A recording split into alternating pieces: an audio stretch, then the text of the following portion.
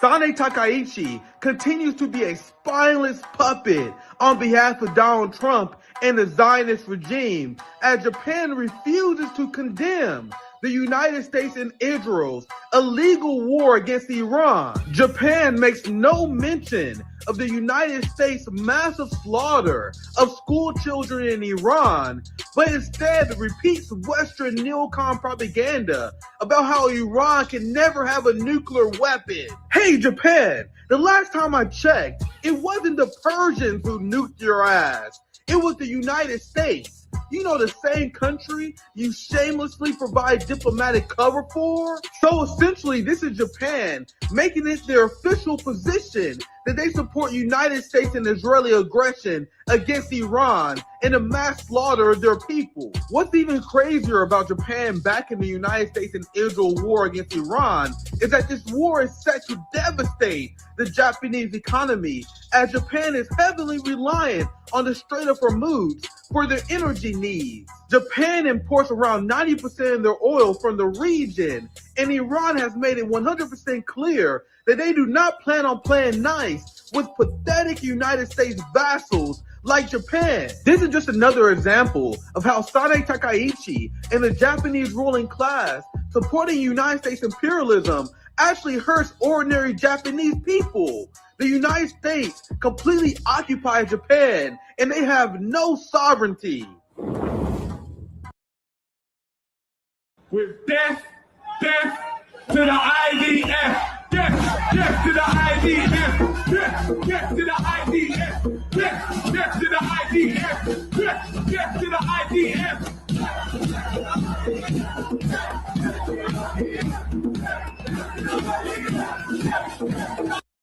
That's my shit, man. That is my shit. What's poppin'? My friends, my family. We're back again. We have a amazing episode at Nick at Prime Time in collaboration with the Homeless Left. They will be joining me here later today. I have to hear this again. I love Bob Villain and people who speak to power, because the IDF, they're being smoked out. You guys know that Israel is calling up, I think it's around 400,000 reserves. They have something planned. And things are not going well in Lebanon. That's why the only thing they can rely on is ranked terrorism. Over 800 people in Lebanon have been murdered over the last 2 weeks due to the increased Israeli offensive. But the IDF is paying a huge price for it. That's why there's nothing wrong with expressing your disdain. With death to the IDF, death to the IDF, death to the IDF, death to the IDF, death to the IDF. You guys can't say that's not a goddamn banger. Is it 170? I thought I read more, but this person says it's 170. The UK is freaking out about this. This is the fascism that the Western left allowed to be implemented in Europe, in Australia, because they repeated the anti-Semitism hoax. And it's disgusting, because you have like Zoran Mamdani supporters calling Palestinians who call out Zoran anti-Semitic, calling them Nazis. You have the liberal left in the United States that go along with this nonsense, and that's going to be used to implement the same fascism in the United States, which is why I don't tolerate it. Look at this. Police to probe death to the IDF chant by Bobby Villain at London protest. All to protect their favorite genocide, apartheid state. But I want to get to Donald Trump panicking. And you can tell that Donald Trump, he like lost a bit of his swagger in the step. Donald Trump is in shambles ever since Netanyahu got smoked. It's still up in the air. I just think it's kind of weird how Israel keeps releasing AI videos of Netanyahu instead of this motherfucker just giving a press conference. Benjamin Netanyahu's number one priority right now, as Tel Aviv is being dismantled, as Israelis are suffering through this war, is to be like some social media influencer that uses AI. So we see if that's real or not. We haven't seen Ben Gvir in a while. Benjamin Netanyahu's brother's been silent. And Donald Trump realized he lost a pep in his step. You can feel it. And now he's resorted to begging NATO allies for help against Iran, because this is how horrible this is going for them. And that's why I don't think a lot of people realize the historic moment that we're in right now. It's a massively historic moment where Iran is decolonizing the Middle East, and they are exposing the United States empire as the true paper tiger. What we are seeing is unbelievable. I cannot emphasize it enough. The illusion of the powerful West is being cut down. Because why is the United States the dominant hegemon, and has been ever since the tragic collapse of the Soviet Union?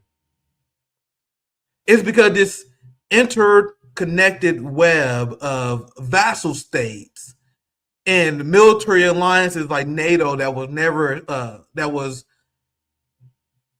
they engage in never-ending expansionism, loyal client states in the global south, sellout puppet leaders in Africa, and Iran is dismantling this idea that this Western alliance is invincible. And we've seen the weaknesses of this alliance exposed by Putin. That's why I didn't say Iran single-handedly did it, because Putin already exposed NATO in the West and Ukraine and helped demilitarize NATO. Putin and Russia helped soften and weaken the U.S. empire, which leads to them being low on munitions. We have the Palestinian resistance in Gaza that weakened the IDF, that weakened the resources of the West, because they spend a lot of resources fighting the Palestinians in Gaza. We're seeing this united front expose this fake-ass Epstein regime. And that's why the fall of the Soviet Union was such a tragedy. The fall of the Soviet Union led to the dominance and the prevalence of Epsteins all around the world. And that is being undone in front of our eyes. And I've dreamed for moments like these, and we are witnessing it happen now. Because you know how bad it is when NATO is like, nah, Trump, we're good.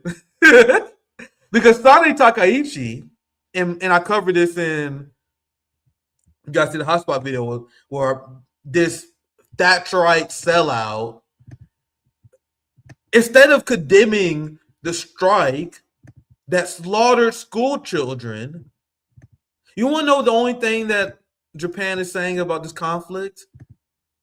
Iran can never have a nuclear weapon. No condemnation of the aggressive offensive war waged by Israel and the United States.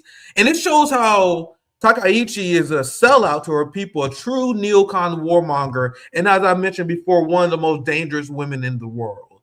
Because Japan's official position as a government, in order to provide cover diplomatically to the United States and attack their enemies, they said, we believe in an international rules-based order where countries do not engage in offensive against others. And one of the reasons why they put out this statement is so they can condemn Russia.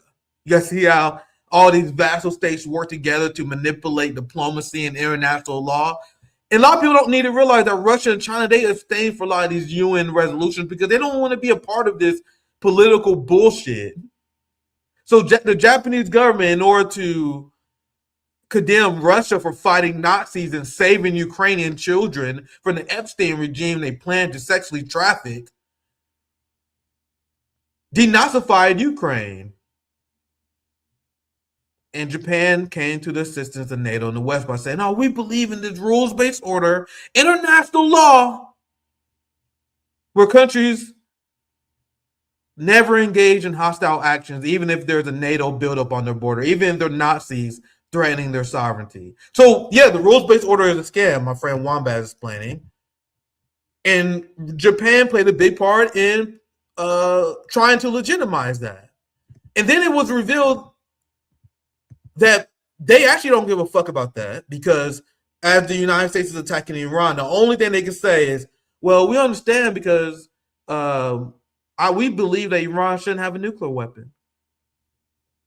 Said a country that was nuked to oblivion by the United States, not the Persians. So unbelievably pathetic. And Japan is a capitalist dictatorship. Just like always, you guys know that Sane Takaichi and her party, they're not getting the majority of support for their people. They called an election at a time where a lot of people wasn't able to vote. I was reading a lot about this on Japanese Twitter. She called an election during bad weather, engaging the same voter suppression tactics. The point is, there is no effective resistance in Japan because Japan is the one-state dictatorship that they claim China is. The same party's been in charge for 75 years. The United States will never allow a leftist in Japan, will never allow someone who's anti-Zionist in Japan. So what do I have here? Look at this graph, because I've been a consistent critic of Japan and their role in geopolitics, but the same way I'm not condemning the Arabs in the Gulf states because their leaders sold them out, because Arabs were sold out by Muslim Zionists in the Middle East. I explained how our African brothers and sisters were sold out by sellout African leaders. I'm not condemning the proletariats in those countries. I'm explaining the concept of how these Western democracies is not as free and not representative as people think they are. Because if they are, why is the will of the people not being reflected based on who governs the state? Because based on my coverage of Takaichi and my coverage of the state of Japan, you would think that their population is extremely pro-Zionism, but that is not the case. You got to know that Japan is one of the most negative countries against Israel in the world. The population, bro, Japan is only 1 point behind Indonesia. Indonesia is a massive Muslim country. And Japan, as a populace, is only 1 point behind them when it comes to unfavorability. That's how much the Japanese people despise Israel. That's how much they despise Zionism. We see Japanese protests and solidarity with the Palestinian people all the time in Japan. But meanwhile, if you look at the government is ran by Zionists. This is the Zionist fascism, the Zionist dictatorship in the West, where you're not voting this out. There's no democracy to get rid of genocide. And now people in Japan are furious with Takaichi because Takaichi refused to strongly condemn Donald Trump's war with Iran. But it doesn't matter how upset you are. It doesn't matter how hard you protest. There is no mechanism that the Japanese people have to get her out of power. But despite all of that, because I wanted to lay that out, despite how subservient Japan is to the United States and NATO, even they was like, when pressured by the United States to help in the Strait of Hormuz, they were like, nah, we're good. The best we can do is provide diplomatic cover for your mission by stating your official objective. We will ignore all the war crimes that you guys are committing. I mean, I had this Fortune article up, but this thing is a pain in the ass. Ad block like a motherfucker. I was going to show you guys this, but I'm sure I can find another one. Look, Japan says dispatching ships to the Middle East faces high hurdles. You don't say. You don't say.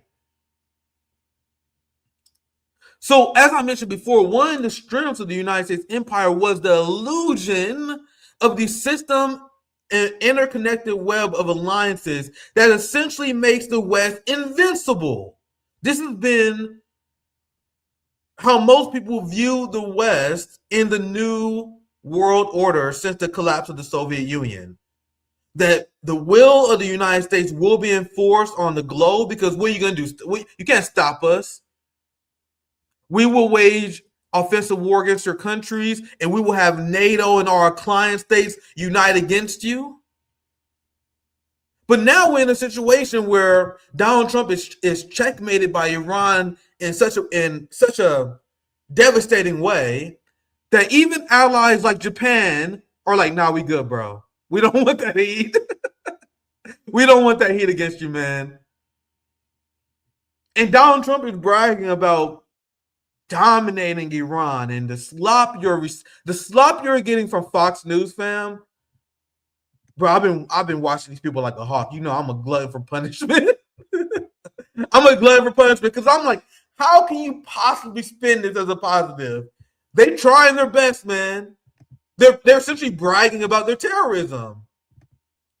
They're not accomplishing a single objective, even the minimalist objectives of the United States. But you want to know the cope?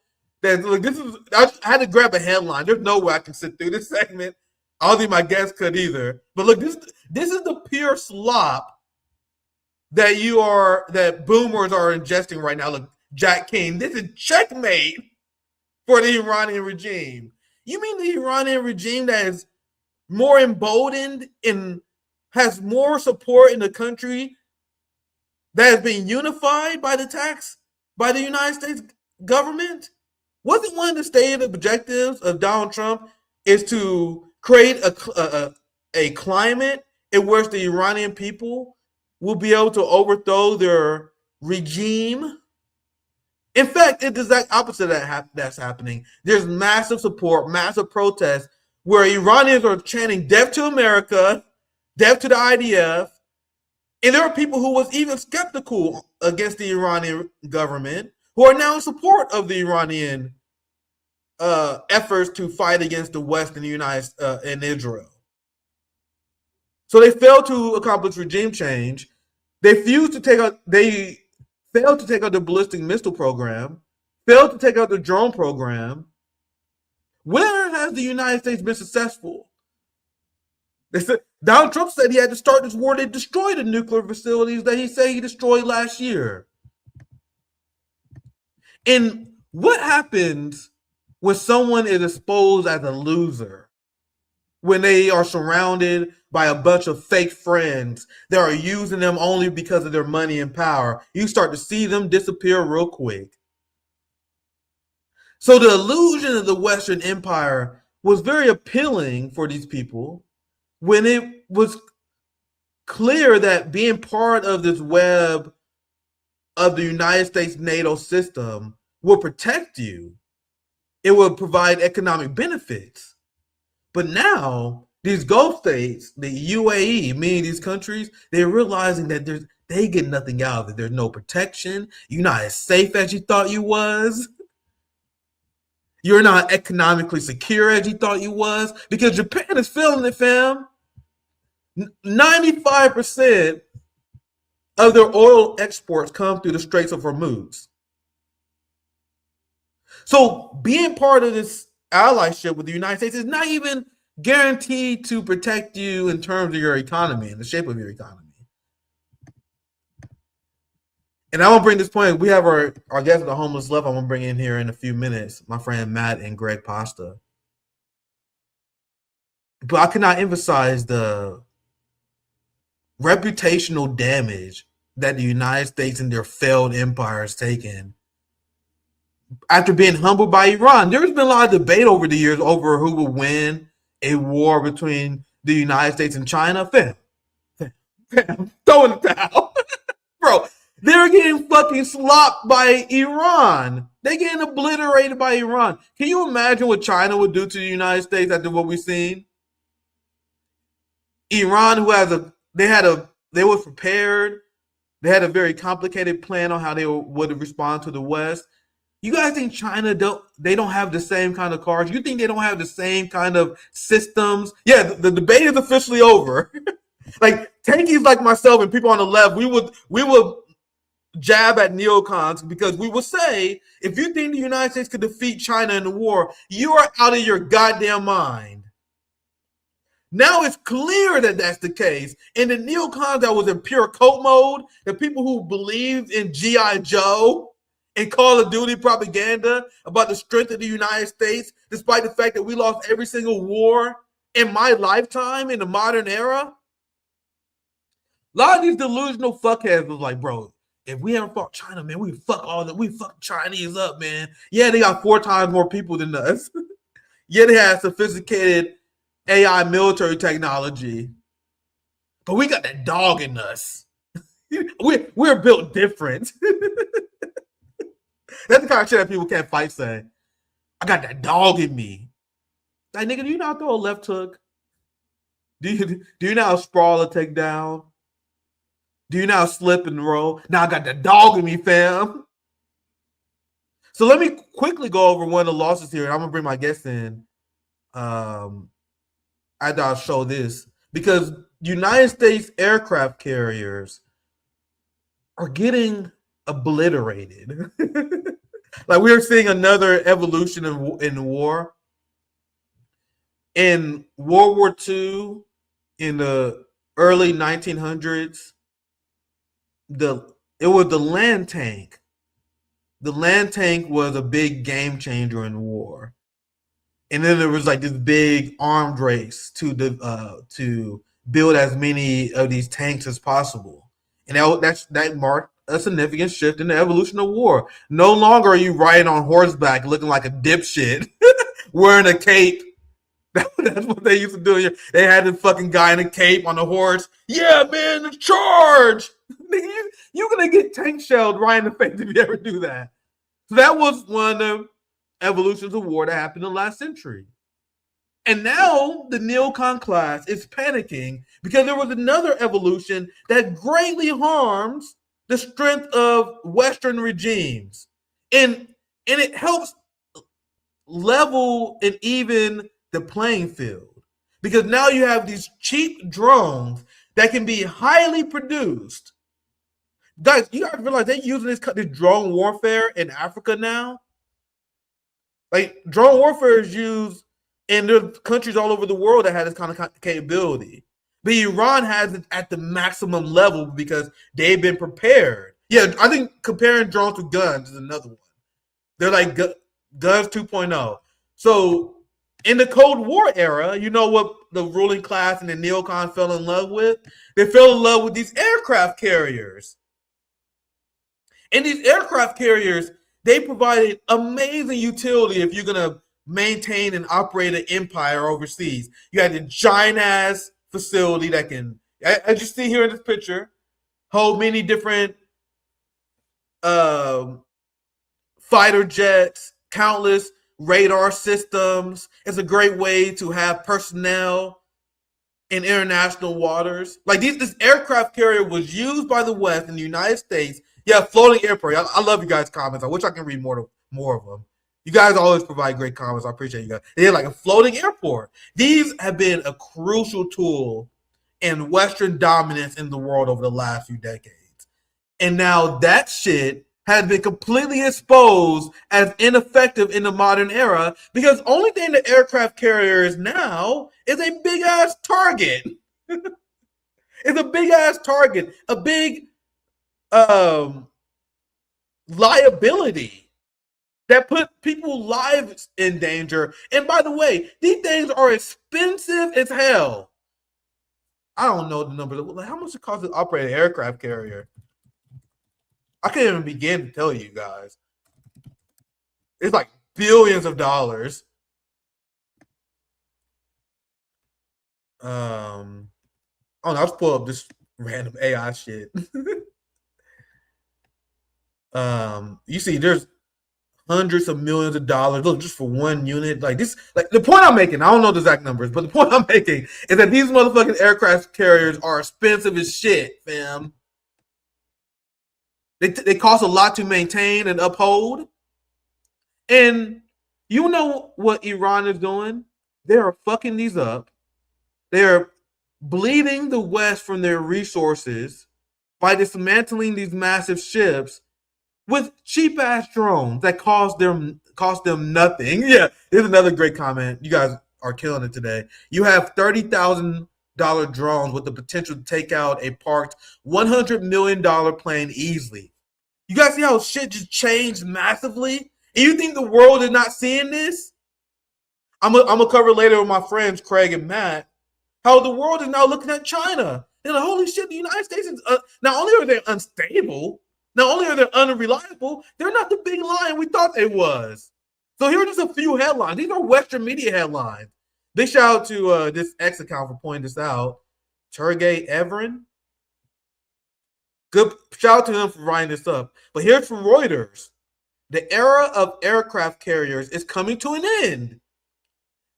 And the story that I saw that led to the segment, because the USS Abraham Lincoln, they was forced to retreat from the Persian Gulf. You have all these massive military installations of the United States that are leaving with their tail tucked between their legs. You understand how much of a game changer this is? The United States bases in the Persian Gulf have been completely dismantled. So not only are United States bases being dismantled, you have aircraft carriers that are being forced to retreat. So, as I mentioned before, Iran is doing the world an amazing service in decolonizing the Middle East, showing the world that there's another way. All right, sorry, let me read a few of these headlines, because I can't wait to get my guests in. We had the homeless left here with us. Let me read a few more of these headlines. I'll bring you guys in. Here's another one from Reuters. With its military ingenuity, Iran has proven that aircraft carriers are no longer impregnable fortresses, but merely large and expensive targets. CNN, a national trauma. How could a $13 billion asset be rendered ineffective within minutes? So according to CNN, like these are, like you can have a $13 billion aircraft carrier that will be rendered completely useless in only 10 to 15 minutes. That's crazy. So you guys see why Trump is panicking? Here's another CNN headline. The return of the USS Abraham Lincoln to the United States in this condition is the biggest blow to the reputation of the American military since the Vietnam War. Unbelievable. So I want to get my guests in here now. I think that's a pretty good intro monologue. We had them on not too long ago. They do amazing work. I believe they stream on Rumble. We have Craig Pasta, amazing citizen journalist, geopolitical reporter, also my friend Matt. I appreciate you for joining us today. How you guys doing? Great. Just want to make sure you know and your viewers know that you are not talking to an AI. Here's all of my fingers. There they are. Here's my cup of coffee, not spilling. Or spilling. If I pour it anymore, it's going to spill. So just letting you guys know, we're good to go. Human to human contact. What do you guys, since you brought it up, or at least you hinted at it, what do you guys think? Do you guys think Netanyahu's alive? Do you guys think he smoked? There's a lot of copium going on right now. I want to believe so bad. Greg, Matt, what's your thoughts? Well, you gotta let Matt go first on this one, man, because he's the one who brought it up with the fingers and stuff. You know what I mean? Listen, at the end of the day, I think we all would agree that even if the head of the snake, what we think is the head of the snake, was really cut off, that snake would just grow another head. In other words, it's really not so much about Netanyahu and don't get me wrong, he deserves to hang. He deserves to die a miserable death, to live in hell forever, because he's obviously, the marketing says he's the guy who's at the head of this. But we know this is all about an ideology, Zionism. So as soon as he's gone, somebody might even worse might even step into his place, because, that's the real issue we're dealing with right over here. But, I think it would be a good couple of cool bottles of champagne. I don't know what Matt thinks.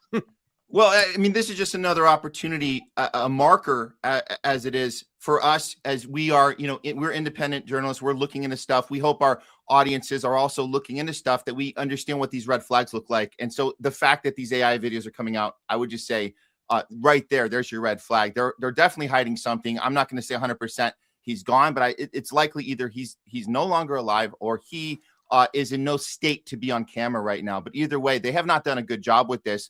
Or at least I say the general public is starting to get in on. They're starting to wake up in advance. They don't have to look back 20 years to say, "Oops, we might have got that wrong." So I like that we're seeing it, we're calling it out in real time. So I like seeing that. Imagine having a country that despised so much that you got to hide the possible death of your prime minister because people will party too hard. Like he's like missing multiple Security Council meetings. I'm not sure if he's dead. No one knows if he's dead. But he definitely got fucked up. Maybe he's disfigured. Maybe they trying to patch him up. To me, I think this is way too strange. Him missing multiple meetings. But I appreciate you bringing it up, Matt, because I want to do a segment on this. I'll make this very quick. This is a video from our brother Nico House. You guys know I love Nico. We always in the lab cooking at hotspot. So I want to show you guys this video that he made discussing the AI videos they're releasing Netanyahu. Because I'm not an AI expert, so I'm following the analysis of people who claim to be AI experts. You know what I mean? I'm not great at spotting AI videos. I will admit it to you guys right now. But people who are good at spotting AI videos are telling us that these are AI videos. So the question that we should be asking is why Netanyahu, whether he's alive or dead, why is he releasing AI videos and pretending to be a social media influencer while his country is at war? So I we don't want to be on this too long. I just want to play this hotspot for Nico House and then get your guys' final thoughts on the end. I think he did a great job covering. Is Israel releasing AI videos and content of Bibi Netanyahu to cover for his alleged death? Iran is claiming that they can confirm that they got Bibi Netanyahu in a strike in Tel Aviv. Since that claim has been made by Iran, it looks like Israel has gone through extensive lengths to prove that Bibi is indeed alive. The problem is the content is suspect. For example, this video from a coffee shop was tweeted out from Bibi Netanyahu's account. Not only do AI detectors suggest that multiple elements of this video were made by AI, but in the video, you can clearly see that his cup is filled to the brim and he's just moving around without the coffee moving at all. He spills not a drop. And then the captions are clearly being used to cover up the fact that none of the coffee is being spilled. Now, I'm not saying that the video is completely and totally AI, because here you can see that there are people in the background with masks on, which is interesting, right? Because there ain't no coronavirus in Israel right now, which suggests that these might be stock B-roll videos that they recorded in case of an emergency like this that can then be later manipulated by AI. Also, why would they be wearing masks in that coffee shop, but nobody in the bunkers and all these bunker parties we've been seeing in Tel Aviv is wearing masks? That's interesting. And of course, there's also that pesky little detail that that coffee shop has been closed, because Tel Aviv is getting hammered right now by Iran. Then there's this video where his ring disappears out of nowhere. Then there's this one from just a couple of days ago where he's sporting 6 fingers. Now, I cannot confirm nor deny whether or not Bibi Netanyahu is alive.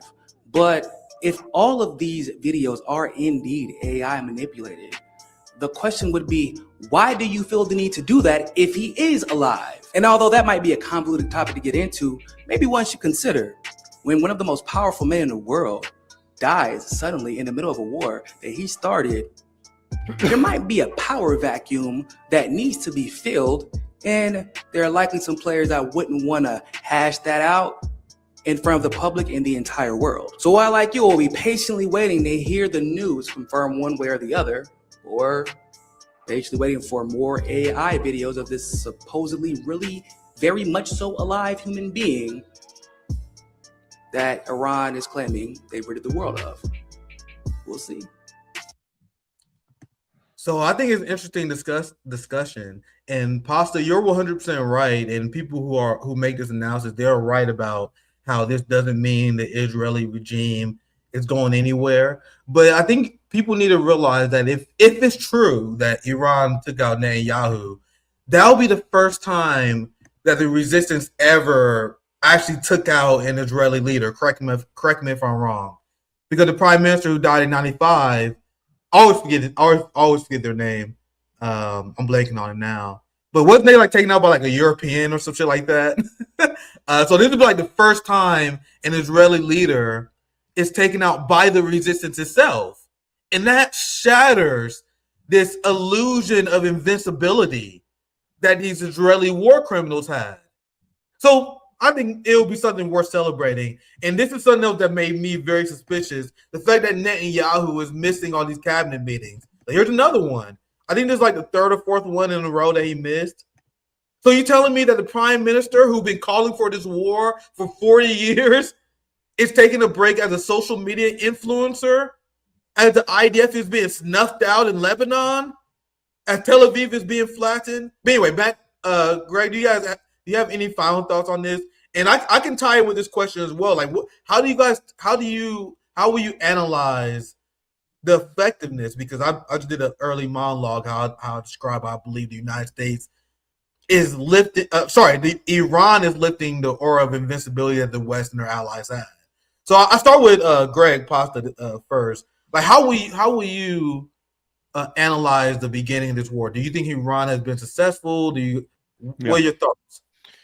Well, I do want to reiterate that I think that you are making the best possible case scenario when it does come to Bibi Netanyahu. If he was hit by the Iranians, it would be kind of impressive that they can do that. I'm still looking at what's going on with Ben Gvir, right? And Netanyahu's brother, right? We've heard of these things. And I believe at one point they were trying to say that Ben Gvir was in a car accident and trying to play it down. We wouldn't know because we saw all the IDF soldiers going around taking down all the video cameras and the ring cameras, so we can't see what's going on. They're trying to keep a good lid on this, right? But overall, the same reason if they were to be hiding the death of Bibi Netanyahu and doing these AI videos is because Iran is definitely overachieving. You know what I'm saying? I mean, I don't think we can hide anymore the fact that they were able to take down these STAD systems. And, while they were taking down these STAD systems, two things happened. Number one, they took away the eyesight and early warning detection systems from Israel and the West and their bases all over that area. And two, they're really starting to bankroll, really get into the tax dollars of the American payer right now for this war and stuff like that, because we're spending billions of dollars. I think it was $2 billion a day we've spent while they're spending next to nothing. And they've just getting rid of the stuff they've had on the outer rims, right? Like they haven't even gotten to the meat and potatoes of what they got. And now they're on their 54th bombing campaign. And I have a source in Tel Aviv. So I talked to, not in Tel Aviv, in Tehran. And I talked to him a couple other days. And it has been disheartening, the fact that, they've been, when you talk about the West and Israel hitting Iran, that they're taking out hospitals. They've hit about 10 hospitals. And when I asked my source, why did they do that? He goes, because that's what they do. And that's tough, and they're trying to keep up as best they can and keep the system going. Iran is, and I think they're being successful at it. But at the end of the day, I think this is an overachievement from Iran. And just seeing Caroline Levitt crying this morning on Fox News that they need help, Nick, to open up the Strait of Hormuz. Yeah. Hey, assholes, you're the one who made the move and made this happen. Now you're going to cry to your friends for help? Sorry, Iran is overachieving at this point. I'm not completely convinced they got a victory, a W, but they are leading by halftime. They're a big underdog, and they're leading at the half. Yeah, very well said. Matt, what's your thoughts?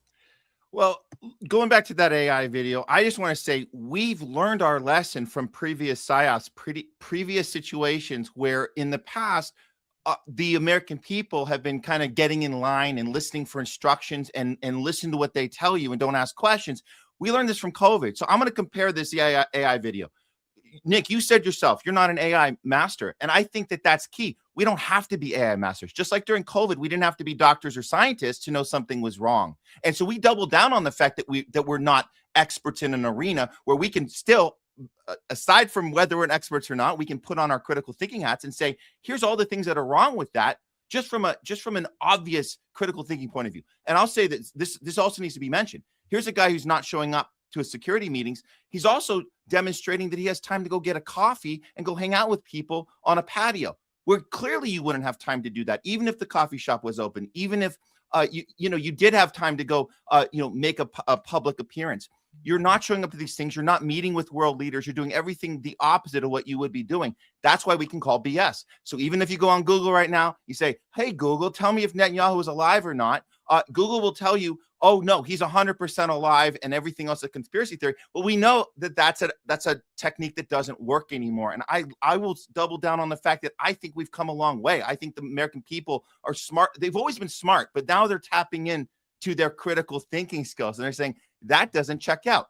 You're not going to smear me and tell me I'm not a tech expert and I'm not allowed to have an opinion on this. So I think it's good, again, that we're doing this early. And to Craig's point, there's a lot of things to look at as far as whether you have the actual information being reported. So Israel's doubling down on not being clear on Netanyahu. U.S. is doubling down on the U.S. deaths not being reported. So they're going to run out of space on this. There are probably people working behind the scenes right now figuring out how do we keep spinning this. But the problem is they have a clock ticking. The more time that goes, the harder it's going to be to sell this to people. So Israel and U.S. both have a problem with thinking they can get away with these quick little headlines. Nothing to see here. Everyone get back inside, put on another mask, and wait for Dr. Fauci or whoever. In this case, Pete Hegseth or Donald Trump to get on the TV to tell you what's happening. It's not working anymore. And I think that when the time does run out, this is the key. I think on one hand, yes, Pasta, Israel can definitely change the guard up. It's not that Netanyahu not being there is the problem. The problem is the game plan has been exposed. They can no longer play this victim and the most superior army in the world, the most amazing intelligence, the best weaponry, everything's great. Tel Aviv is thriving. You can't do both forever. At some point, you're going to hit a wall, and the rest of the world is calling that out, and we're seeing it happen in real time. Exactly, brother. Exactly, man. Very, very well said. And in my intro monologue, one of the things I was discussing is the illusion of the invincible West being torn down. And trust me, these white supremacists, Western chauvinists, they know it. They're panicking, and they're cursing down Trump for putting them in this position. This is a quote-unquote respectable European politician who put out this video explaining why the United States must win against Iran. And to me, when I hear this, he might as well have a Klan hood on. That's how deranged he sounds to me. Because he explains how if Iran wins or even come out of this okay, it will weaken the authority of the West. Like, to me, like, this is as deranged as it gets in the ruling class, but he's presented as a respectable opinion. So I'll play it and I'll get your guys' thoughts after the video ends. So, as I say, had I been Donald Trump, which I'm obviously not, I very much doubt I would have started down this route. But once you've started, it is continuing unto the end, until it be thoroughly finished, that yields the true glory. It's more than that. It is essential. If Iran succeeds, if Iran manages to get through this, that will be an enormous blow to the authority of the West, both moral and the real power of the West. It will be a great boost for a government that wishes to have a nuclear weapon. It will be a great incentive for them to get a nuclear weapon. As we all know, it's Kim Jong-un who is perfectly safe with his nuclear weapon in North Korea because he's already got it. Whereas in Iran, as they did not have it, they were not safe. They could be attacked. So the continuation must carry on until it is completed and the regime is destroyed, because otherwise the defeat is much greater than if the enterprise had never begun in the first place. What a certified psychopath. You guys see how he's dismayed at the idea that North Korea can defend itself.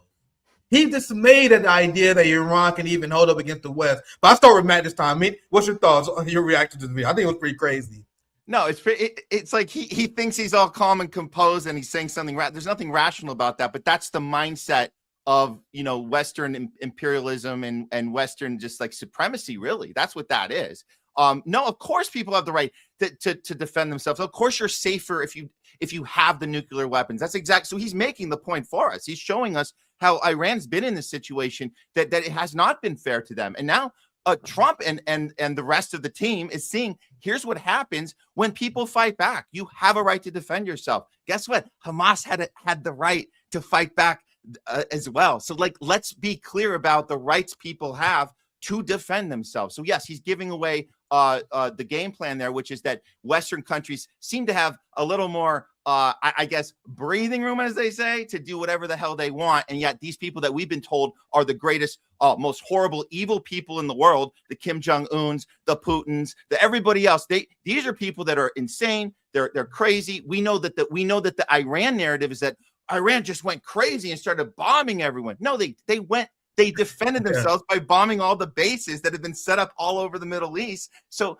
just that notion is just totally nuts. And anyone trying to break it down and justify it, the more they talk, the more they give it away. It doesn't make any sense. And more people, again, I think, are seeing this bullshit. And I think the Epstein files, I got to bring up Epstein. The Epstein files is key in this, because we're starting to realize that the only countries not implicated in the pedo ring, in the crazy bankster, Satan worshiping, molesting child eaters, the only people not implicated are the people we were told were the bad guys our whole lives. Yes. What a coincidence. The same countries that were going to take over the world weren't doing that crap. So I just want to point that out. What's the statue they burnt down? What's the ball? The ball. That's the part you're not going to hear, right? That is the entire epitome of what Iran is fighting against. They're fighting against the pedo class. They're fighting against our rulers. So I think this is the first time in our history that the American people of Western countries, are rooting for the bad guy, as they call it, because they are actually coming after the people that have been controlling and ruling us and stealing and eating our children the whole time. They are going after them, and we should be yes, absolutely rooting for them to take that down. You guys know I'm a revolutionary optimist, and my revolutionary optimism is really high right now. And Iran is proving themselves to be on the revolutionary vanguard on the struggle against the Epstein class. Do you guys see how, since you mentioned ball, they're burning ball statues in Mexico, fam? I saw a ball burning in Brazil. There was one in Iraq. One obviously in Iran. That's the one that went viral. But it's becoming a trend where a population will burn a statue as a ball as a rejection of Western values. I mentioned before, United States soldiers, they took a big hit to their aura after the Epstein files came out, because we all seen who you're fighting for now. We know who you're representing. But Pasta, I'll pass to you. But as I share this headline, I want you to react to this too. Plus any other thoughts you have on that previous video. Because I also mentioned this during my intro monologue, how NATO and their allies are like, hey, man, you're kind of on your own here. Like, Trump is begging them for help and European allies for help. And this is another devastating blow to Western imperialism. And because the illusion that they held over the global majority, because the global majority has been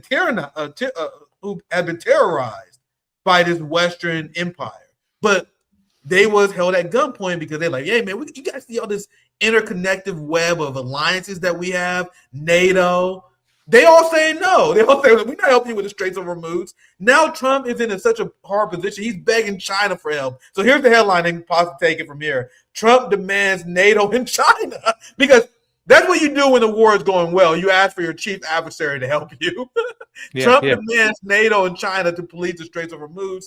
So far, they're like, we're good. Possibly your thoughts. Well, I just want to say that, this has been great discussion so far. Back in the days when you used to reject Western Empire, you used to throw a chair through McDonald's. Now we're just burning ball statues everywhere. We're advancing as a society. I think Matt is right. He's on to something there. It was like, now we're smart enough to go, we got you now. So now we're burning the ball statue. And like I was talking about before, Carolyn Levitt was on Fox News just crying about the Straits of Hormuz. Hey, the Straits of Hormuz are not closed for everybody. They're just closed for you, right? So that's what's going on right now. And, I mean, that's the thing, guys. Really, to tell you the truth, I can't help but to think that they're not this dumb. You can't be that dumb. I mean, because when you put up that headline, Nick, if I'm thinking about a movie, I'm thinking about a bunch of Chinese guys just laughing in the back room, like Xi Jinping going, they want us to help. We're the ones giving the satellite images so they can't get through. What are they, stupid? I can't believe that these people are that dumb. But I have said that we've gone through maybe one of the scariest administrations with Joe Biden, with all his cronies. There were the Victoria Nulands and all the, the people in his, what's his name? Antony Blinken. I mean, all those guys were scary. This is the dumbest administration of all time. Yeah. Not only did they violate the Constitution more than any other administration of all time. I mean, Donald Trump, we had Karen Kwiatkowski on our show today, and she said, nope, Donald Trump wins that. I mean, the violation of, directing a national police force and ICE to tell them that they can enter in houses without judicial warrants. In other words, encouraging them to violate the Constitution. That's the worst administration of all times. But this is the dumbest administration. We have the dumb leading the dumb. No matter what Donald Trump says, whatever's coming out of his mouth. You guys know the whole story with the tomahawk oh, it was Iran had a tomahawk and they used it on themselves. Well, Iran don't have tomahawks. And, then they admitted, the Pentagon said it was us. Oh, I didn't hear about that. No, dummy, you're the one who said they used it on themselves and somebody questioned you about that. We have the dumbest administration of all times, right? With that being said, I still won't believe that they're that dumb that they didn't realize they were getting themselves into with the Strait of Hormuz. Like, what I'm saying? They had to see this coming. They had to have known that Iran was underground, manufacturing its drones. I mean, they knew this from the Ukraine-Russia situation because Russia was then using Iranian drones against the Ukrainians at one point. They had to have the intel. So the only thing that's on my mind, and I'm wondering what you guys think, and I don't mean to, I know this is your show, Nick, but I'm dying to know what you think. The Samson option. This is what it's all about. Where they get to a situation where they're getting beat so friggin' bad that the guy said we have no choice but to use nukes. A false flag operations, a bunch of Americans getting killed. They've been suppressing that number, right? Matt said earlier too as well. My source in Iran, about 12 days ago, I made the tweet. I said my source in Iran says the Iran media is reporting close to 800 U.S. deaths or seriously injured. We're reporting 3 at the time. That tweet took off because everybody's saying wait a second, man, they're hiding these numbers. They're suppressing these numbers. So what happens when they do come out with these numbers and it's large and then they have a false flag operation on top of it? Won't they go to the Samson option? Because I think that's the only choice they have. That's the only way they're going to defeat Iran. There's no way. Iran said they can go on we're hearing reports that they can go on like this for 10 years if they had to. So have you seen this, Pasta? Scared. Since you mentioned it, I wanted to discuss it, so I'll bring it up now. This is terrifying to me. Like, this is probably one of the most terrifying things Trump ever said, and it also confirms that what we already knew, but what the West would never admit, that Israel is actually the state that have a nuclear weapon. And listen to this clip, Pasta. Let me know if you feel a little bit better. He also warned that if the conflict escalates, Israel may contemplate the use of a nuclear weapon. Has he shared that assessment with you? No, yes. Israel wouldn't do that. Israel would never do that. And so we're fucked, Pasta. If Trump says Israel would never do that, that means we're doing it tomorrow.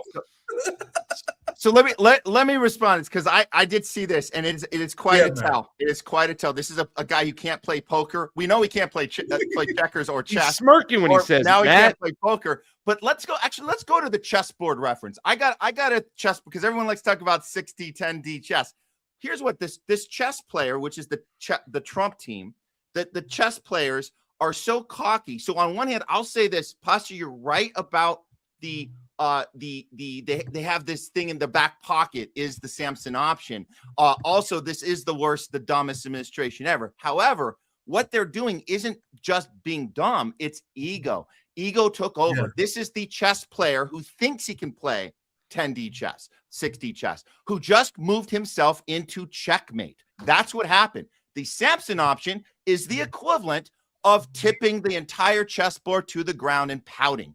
So that admission right now we just heard is the threat of, sometimes before you take the checkmate, we can tip the board and it's like it never happened because I don't like the way you played and you look funny and I hate you.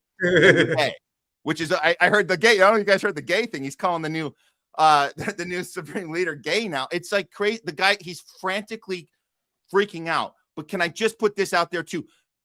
Other administrations have done this crap, not as severely, but they got away with it because they weren't dumb enough to say all the quiet parts out loud. And we told people this is what we were going to get with Trump, and this might be the silver lining. Saying all this shit out loud is our saving grace. We're seeing, like, you're telling us the stuff that Bush and Cheney and Obama and everyone else did behind closed doors. Yeah. Obama went right to war, no congressional appearance, took out Libya, Hillary Clinton high-fiving Condoleezza Rice. Nobody had any say in that, but the people didn't know about it because they did it secretly and they didn't talk all this crap about it. So this administration is telling us how bad they are, and they're showing us they can't actually play chess at all. We knew that. Some people didn't, but he literally moved us into checkmate. And I do think that Samson option might come into play, Craig. I think you're right on that. And that would be like basically taking the whole chessboard and saying, F it, we're done. I always love having you guys on, man. This is a great discussion. It's great having. It's always good collaborating with the homeless left. If you guys are on my channel, make sure you guys follow the homeless left. They do great work, and there's so many different dimensions in which Trump has been checkmated. We're just scratching the surface, fam. Like, not only has he been exposed as a true paper tiger, as his inability to actually dispose the Iranian regime and protect his allies in the Middle East, and the fact that U.S. bases were destroyed, they pull in military equipment from South Korea and Southeast Asia to make up for this. They've been essentially demilitarized by Putin in their war in Ukraine, which is why they were low on munitions for this conflict in the first place. Leaving all that aside, they are losing their allies. Not only is this aura of invincibility gone, now the illusion of stability is gone. Because Iran released a message to their Gulf state brothers and sisters and other Arab countries saying, hey, man, those U.S. bases are destroyed and they're not coming back. So now this is our chance to shape our destiny. Let's have a Persian-Arab alliance that secures our sovereignty and protects our people without the great Satan, who clearly doesn't give a fuck about you. And there are people who are engaging in this like cultural revolution because of what Iran is doing in the Middle East. We've seen this in Bahrain and Iraq and many other places. But on top of that, they're moving toward China. Like, top allies are turning toward China instead and blame Trump. European allies broadly support building closer ties with China and believe America's role as a global superpower is fading. Oh, Jesus Christ. What did I tell you guys about what groupies do? When you're winning, when you're making the shots, when you're making the game winners, when you're averaging 26 points per game, everyone is cool with you. You're the star of the party. But once you're 26 points per game, drops down to 14 points per game. Once you start missing those game-winning shots, once you start slowing down a bit, using a sports analogy here, you start seeing those fans slowly start turning against you. And that's what happened to the United States empire. What did I just tell you guys? Look, they said they believe U.S. role as a global superpower fading. That's because the world watched them be humbled by Iran. The world watched them be humbled by Putin in Ukraine. The world is watching these humiliating defeats after humiliating defeats, and now they're like, okay, this hegemonist thing is not working. It's fun when you're the winners. It's fun when you engage in a war on terror that kills 3 million Iraqis, displaced millions of people in Afghanistan. But when you're the actual victim, when your economy is actually suffering, that's something different. You know the amazing thing too, Nick, by the way, I was going to say that, people try to make this comparison, like, there's been also a lot of talk. I was surprised you haven't brought up the Democrats, what they've been going right back to trying to blame Russia again.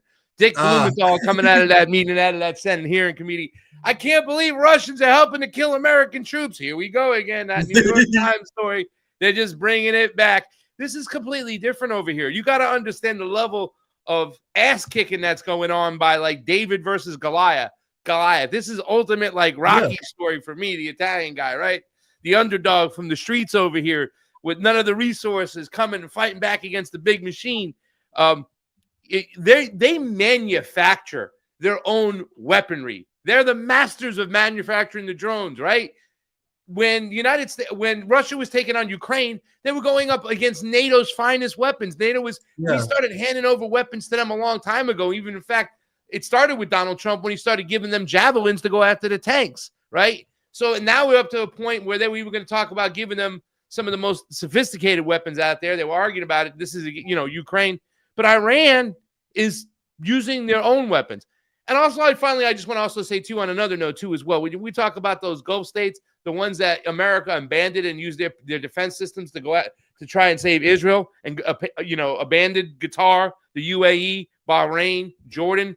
Those states, I wouldn't include Jordan so much, but the other three, they got to watch what their future's like in the future, because I'm suspecting that one of those countries, and I might be wrong over here, I'm not too keen to the region, but I do pay attention before, there might be an uprising in one of those countries. We're talking about the whole continent being reshaped. Let's not forget that it's not only oil that's can't go through the Strait of Hormuz. Fertilizer can't get through. So there's going to be some hungry people in that region, and we have to watch and see how this plays out, because the whole region might change, and it might change for the better for once and for all. Very well said. What I put up here earlier before is another devastating checkmate by Iran, because Iran put out a statement where they said the Strait of Hormuz is not really closed, guys.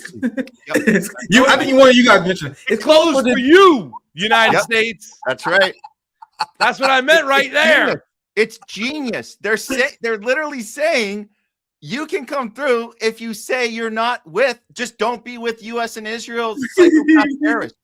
Just don't be a terrorist, and you can come through. And it's putting people in a position where they have to make that choice. And it's actually a genius move. I don't think they saw that coming at all. It's pretty cool. And you're seeing countries respond, saying, wait a minute, maybe we don't want to be with the terrorists this time around. Maybe we want to keep our relationship, keep our oil coming through. And it would be being on the right side of history. What a great deal. I can be on the right side of history, and I can keep coming through. Yeah. And all I have to do is denounce this terrorist state of U.S. and Israel. Great. And it's good for you politically, too. I explained how in Japan, Sane Takaichi is taking massive heat for not condemning the Iran war. So imagine if you're like you're a spineless politician, you actually don't stand for anything. The easiest thing you can do to get support in your country is to condemn this war, because a lot of these Gulf Arab states, as we explained, they got populations who support the Palestine cause.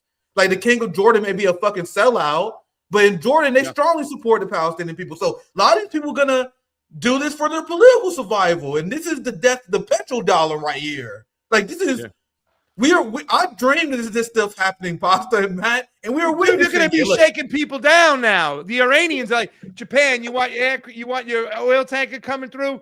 Now you got to pay a price. They're going to be just shaking people down, and they're going to be publicly putting it out there like embarrassing. Donald Trump's going to have to pay 5 times the price to get an oil tanker because one of his allies, whether it's India or somebody's going to be screaming about this starting in less than a month.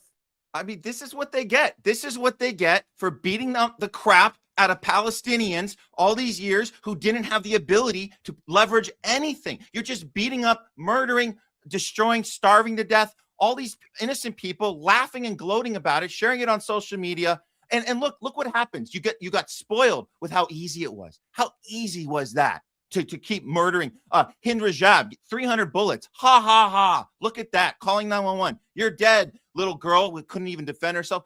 Guess what happens? Now you're going up against an opponent who has leverage, who can say, no, we are not going to take this lying down. And look what happens. Look at everyone squirming because they had such a big ego. You can get away with everything that you got away with. The world will turn a blind eye because Israel, they have such that the Holocaust, it hurt them so bad. Let them have their thing. Let them do their thing. No, you ran out of time. Time's up, as they say. Hashtag time's up for you guys. And that includes our regime as well. So there you go. Be on the right side of history, guys. Come on. All you got to do is denounce terrorism and you're good to go. Yeah. So for the people who haven't seen this, I'm going to read it. I didn't get a chance to read it. For the people who just seen this for the first time, Iran essentially made it where they will allow tankers to pass, but only if they drop the dollar. They have to pay for these oil shipments in the Chinese yuan, which this is a massive geopolitical shift. And this is our RBN account. Iran just quietly killed the petrodollar. So this is it. Iran has allowed the first oil tanker to pass through the Strait of Hormuz after the shipment was paid for in Chinese yuan. It's the first non-Iranian oil tanker to do so today without any incident, and it's on the way to Pakistan. Fam, we are witnessing a massive shift in geopolitics right now. And it's pretty incredible to see. And the only thing that Trump and his team can do is essentially bitch at like media outlets that tell the truth about this war. Like, it's bad. It's going bad. They did. The guy today, he just tried to say he's going to start pulling licenses. So Pasta, does that sound like a side that's winning? No, not at all. They were trying to say, Nick, that all right, so they were mad about the U.S. Abraham Lincoln saying that, it wasn't sank and it was still okay, where, there was conflicting reports, whatever, and stuff like that. we know at the very least they had to get out of the area. They had to pull back into the Indian Ocean because there was too many ballistic missiles going close to it stuff. But Trump was he was pissed off on Truth Social. He was mad, and he was stating that the crowds in Iran were not pro-government, that they were more anti-government than pro-government, that they were using AI. No, you can't hide that stuff. I mean, on Al-Quds Day, they had so many people out in the streets and stuff. And my source even told me, he goes, it's like a 3-to-1 ratio of pro-government versus anti-government. You know what I'm saying? The ones who still want the Shah back. And there is that aspect over there. It's not a monolith, right? We had on Dr. Satira Siddiqui, and she told us it's not a monolith. But situations like this, when there's only a bombing campaign, and I don't know what was going, this is why I'm saying they can't be that stupid. I know they're kind of teasing with the fact that they want to put boots in the ground, but they don't have the balls to do that. Dude, and forget about it. If that were to happen, they get the boots on the ground and they're American boots. Pitchforks better be at the gates in a week and stuff. So you think you're going to take over Iran with just a bombing campaign, that you're going to bomb them and they're just going to come to their knees? No, they're going to do what they traditionally do when countries get bombed. If it's just a bombing campaign, they stiffen up their lids and they dig in deeper. So even those who are on the fence now have become like this, you know, and more of a nationalist and stuff, and they're standing behind Iran. They had to know that this would happen. I cannot. They can't be that stupid, or maybe guys, maybe they are that stupid. You tell me. It's incredible to see, man. There it is. The FCC there. Yeah. Like this is pure comedy. Like this is like, to me, seeing these capitalists fight against each other after this poorly planned war. It's peak comedy. It's peak content to me. And you guys mentioned Caroline Leavitt a few times, and I didn't see exactly what you guys was referring to, so I searched it up. I'm not sure if this was the video you guys are referencing, but Caroline Leavitt was having a meltdown over media outlets who essentially not covering the war the way Donald Trump wants. So I haven't seen this, but I'm actually interested in watching it. So let's play this, and we wrap up here soon. I don't want to take too much more of your guys' time. Let's watch this video. I want to hear your guys' thoughts on this as we read some super chats and wrap up. And we've been working 24/7 here at the White House to make sure the American people understand how much of a tremendous success this operation has been over the past 2 weeks. And it is abhorrent, some of the stories that are coming from the mainstream media. And these reporters run these anonymous sources as gospel truth without checking with the people who are actually in the room. And I'm speaking about a CNN story alleging that the administration was ill-prepared for the closure of the Strait of Hormuz. That is unequivocally false. Let me be clear. The Pentagon has been accounting for this in their— I think you should have ran with that story, because it's more embarrassing if he was prepared for it, to be honest. But let's continue. Planning of this operation since the very beginning, and the administration is taking tangible steps to address it. CNN issued a correction on that story after I called them and spent nearly an hour on the phone rebutting it. ABC News using crying like a Karen, non-credible tips from anonymous tipsters to scare people in California that Iran was allegedly plotting to attack the coast of California with drones, again, based on unverified intelligence. They left that word unverified out of their story purposely, and we forced them to issue a correction. So I'm not sure if this was the video you guys was referencing, but I do think it was kind of funny to show this, because this is not the stuff you do when you're actually winning a war. This is not what you do. So I want to get you guys' final thoughts on this massive Trump blunder. Make sure you guys follow the Homeless Love. We're definitely going to do this more often. I love having you guys on. Love being in conversation with you guys. Yeah, it's I'll start with Matt. Nick, for sure. Last thoughts? Yeah, I would say she gave it away at the beginning of that with the whole, we've been spending every waking moment trying to figure out how to convince the American people what we're doing is good and we're winning. So you're not actually spending time on the thing. You're spending time on how to convince us. So we already know there's your giveaway. And all this like bashing the press, bashing people, this has been in the playbook the whole time. I think the AI thing from the earlier clip, that's interesting, because that seems like that's the Israel playbook. The whole accusations are actual confessions, and of course they're going to be throwing out AI accusations, because this is the thing we're seeing. They're doing the AI, and so so all of this stuff is grasping for straws, kicking and screaming, having temper tantrums. And there are other clips. I think she's in another one. They're all having freakouts. They're all coming at people. They're all punching down at people. It's pretty wild seeing this. But I will say there was that reference to LA, and I will throw this in there, because we should be aware that even while they're kicking and screaming and having this temper tantrum, there is the Samson option. There is other things. There's other things in play. We know here in LA, we're keeping an eye on it. We know that there's this FBI coordinated false flag that could be happening right here, right now, and blaming it on Iran. We know that Larry Silverstein, the big owner of the Twin Towers, that cashed in billions of dollars on insurance right before, he got the insurance policy right before 9/11. He just bought the big tower here in LA, US Bank, the tower. He just bought that. So we're keeping an eye on that. It's not, this isn't funny. We can joke about how they look ridiculous and crazy and they're all over the place as they're going down. And we can root on Iran, but we also have to know they could have a card up their sleeve, and it could be one here in LA, just to throw it out as an example. So we have to keep our eyes peeled as we go through this, but it is entertaining nonetheless. Yeah, thank you, Matt. We definitely got to stay in touch so I can so we can continue to discuss what the hell's going on. This is crazy times. Pasta, any last thoughts? Once again, make sure you guys follow the Homeless Love if you haven't already. They do great work. Any final thoughts, Pasta? Yeah, it's all psychology, right? That's everything we're looking at. To me, I'm looking at, the psychology behind everything. And if you're explaining what's going on, you're losing. If you're trying to correct the story, you're losing. And that's what they're doing right now. They're losing. They're losing the narrative. They're losing the propaganda war. Unfortunately for them, TikTok, Instagram, these are things out there nowadays where just citizen journalists can get stuff out and about. And this is devastating to them. That's why at the end of the day, like I said, I always thought the Samson option was on the table, but it doesn't surprise me too as well. You were playing the video of that aristocrat from England with this Western, kind of exceptionalism, right? Like they're talking about, oh, we can't let Iran survive because, if they survive, then they'll have courage and guts and grits, and that would inspire other people to go after their own national sovereignty. We talk about it as that guy was talking about it as it's a thing. It really is. Like, yeah, we can't allow them to have that. We're Americans. We're the West. We have to be on top. These people are a barbaric. How dare they have their national sovereignty? How dare we let the Iranian regime exist? It's just going to grow more powerful, and it's going to beat back all the bullies. And if we're not having the upper hand, then Russia or China will be. So that psychology is still out there. And I think somebody also mentioned in this show that, at least now it's no longer overt, right? No, it's no longer covert. It's overt. It's in our face.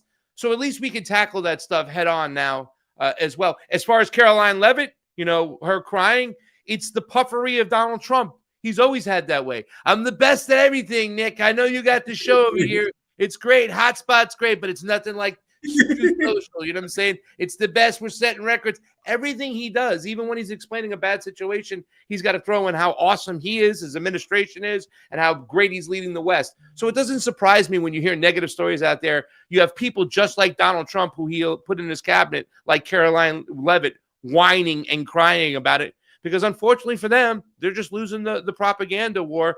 And this should be the undoing of Donald Trump altogether. But if he's gone, what do we get? J.D. Vance. That's for another show. Thanks for having me on, Nick. Very well said. I've been friends with Pasta for years now, man. There was Nico House and then Pasta. There was like the first two people who platformed me. Nico House was the first one, and Pasta and Fiorella were after them. So I always enjoy having you on. We were first. We got you before Nico. It was election night, right? You were still. What was your old call sign? No, I think you guys were. Yeah, that's the one I used to have a different profile picture. That was before RBN. Yes, Pasta's the old school night homie, we had you on. Yeah, Pasta's the old school homie, so it's always great having you guys on. We definitely will do it again. Thank you guys for joining us. Make sure you guys check out the Homeless Left. I'm gonna bring my friend Zoya to close us out. I actually have a heart out. Zoya, hopefully you don't mind reading I put some of the super chats up. I don't have a lot of time this evening. Zoya, do you mind closing us out tonight? It'll be my pleasure. Zoya's love, Zoya's life. Yeah, the Fred Hampton. Yeah, that's when I was friends with Pasta before the Fred Hampton leftists. That was way before that. Me and Nico. I used to do stream with Nico, Rome. Pasta was like the first, I think legit voice. Him and Nico that actually was crazy enough to platform. I was really green back then. I was extremely green. So I will always be appreciative of them for that. But Zoya's love, Zoya's life. I'm sorry, I actually got to leave. I have a hard out. I'm actually running late. So I appreciate you closing us out. Yeah, I'm actually hanging out with my brother. This place we're going to closes at 10. That's why I gotta fucking leave now. I'm already kind of running a little bit late. So Zoe, I'll pass it to you. I appreciate you guys for watching.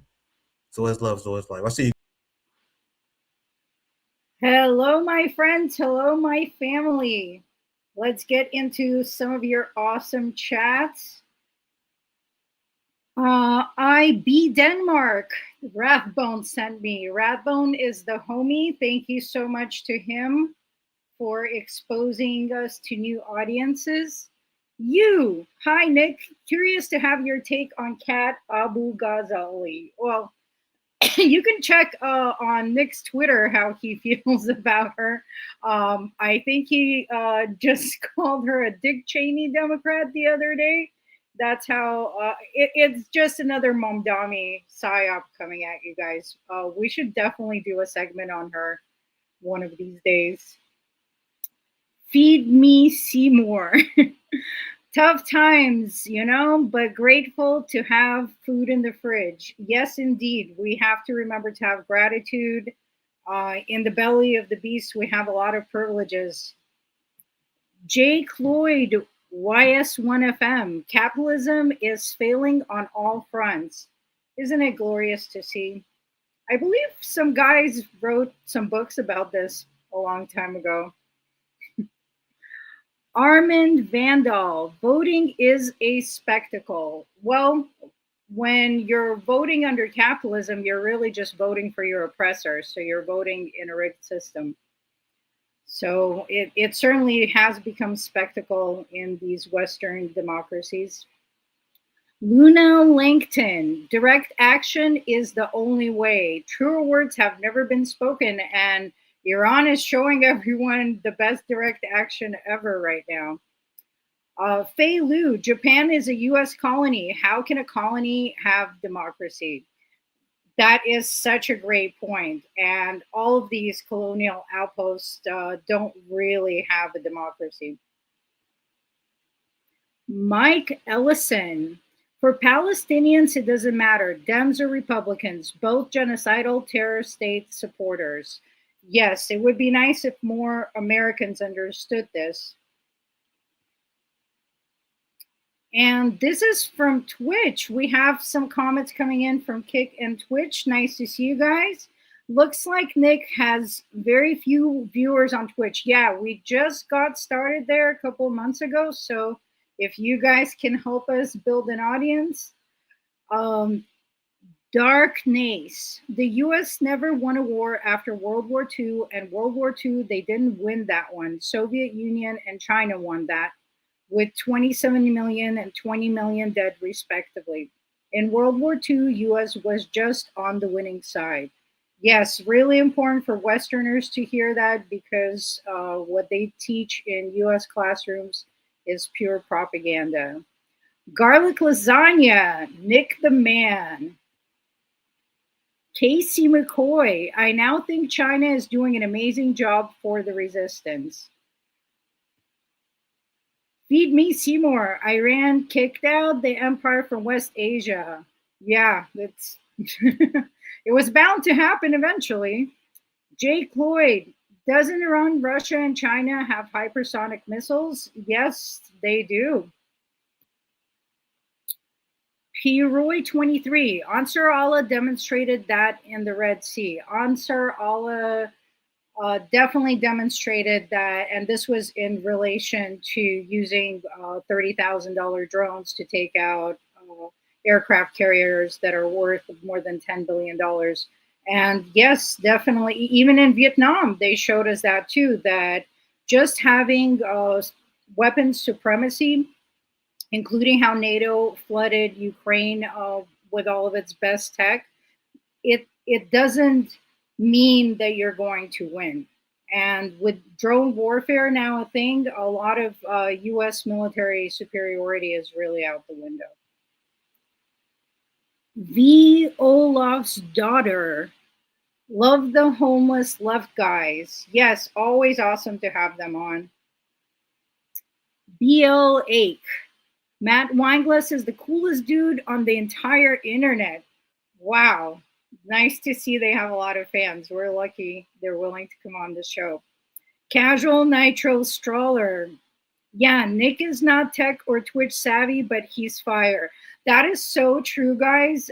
Nick and I have like struggle sessions just to like monetize the channel or do any of these things. So we are boomers at heart, both of us. So any tips that you guys can give us to help us on the tech savvy side are always welcome. Monique Boyk. Great video, Nick Cruse. Thank you. Thank you for all the support. Gold Sky. Iran is liberating the Sudan. Yes, that's another important story because UAE is funding genocide in Sudan. And Iran, by attacking these Gulf states, has put a damper in all of their terrorist funding abroad. Peter Griffin. Undercover CIA assets and special ops are considered classified, and those numbers will never come out. That's a really scary thought. Like, how many of them are out there? Tens of thousands? Hundreds of thousands? Is it your neighbor? See, we have to stay vigilant. Myra Page. Hi, everyone. Hi, Myra. Thank you for watching all these years. Always love seeing the old school homies in the chat. Max Robespierre. All America needs to do is agree to acceptance of the yuan as the new international currency. Yes, that is all they need to do, but everything they're doing right now is to avoid that. Petrodollar is dead. Thank you, Carson. Don Hooligan. U.S. bases were supposed to protect countries, but they made them targets. They were supposed to oppress those countries and exploit those countries. So hopefully this creates the opportunity for any grassroots uprisings to succeed. James Starks. True anti-imperialists are pro-socialist and working class. Absolutely. Amand Val. The petrodollar collapsing is the end of the U.S. economy. They won't allow it. That is another thing for all of us to think about while we're doing this victory lap, and as we should, and celebrating the victories of Iran for multipolarity and all of humanity. This regime, this Western regime, is unhinged. These are people who have been committing genocides for centuries. So before they give up their fortune or power, we really have to consider what are they willing to do. And that is the death of capitalism. It becomes very chaotic and brutal and increasing war so that they can destabilize things while they basically rob the bank. So we all have to pay attention to what's happening. And faggots against, faggots against genocide. Okay, got it, I think. 25% oil, 20% liquid gas, 20% fertilizer, food for all the Gulf states, petrochemical and helium goes through the Strait of Hormuz. Yes, it's a very serious economic choke point, and we will have to stay tuned to see how it plays out and what the crazy U.S. empire is willing to do to stop it. That was our last chat. Just a friendly reminder to please sign up to the Patreon. There's a free subscription option. There's also really low membership fees, like $3. Everything helps. We do all this work just from the solidarity and support that you guys, our working class audience, shows us. Please also make sure to follow us on all platforms, including Kick, Twitch, Twitter, and Telegram. We're trying to grow all of these backup options, including Rumble, just in case, because YouTube does not like these anti-imperialist narratives. And that is it. Wednesday, I believe Nick is going to have a solo show unless we book an amazing last minute guest. And we have a lot more awesome guests coming up. Dr. Sabrina next week. So stay tuned, like, subscribe, share, and always remember, everything you do matters. We must have revolutionary optimism and we will succeed. Remember, we have nothing to lose but our chains. Love and solidarity to all of you guys. Good night.